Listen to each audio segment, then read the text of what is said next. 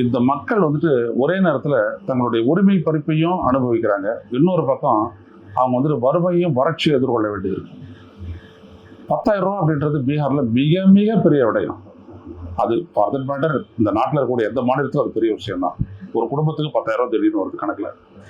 இங்கே 500 ரூபாய் 1000 ரூபா கொடுத்து தமிழ்நாட்டிலே ஓட்டை வாங்கும்போது பீகாரில் 10,000 கொடுத்து ஒரு ஃபேமிலியினுடைய ஓட்டை வாங்க முடியாதாங்க? இதெல்லாம் கால்குலேட்டர் தான் அவங்க பண்ணுறாங்க. பீகாரினுடைய பாப்புலேஷன் வந்துட்டு இன்று as on date 13,10,00,000.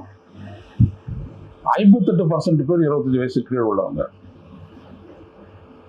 பீகாரினுடைய effective youth population is something staggering to the world eyes. 58% அப்படின்னா என்னன்னா 7.5 கோடி பேர் அங்கே வந்துட்டு 25 வயசுக்கு உட்பட்டவங்க.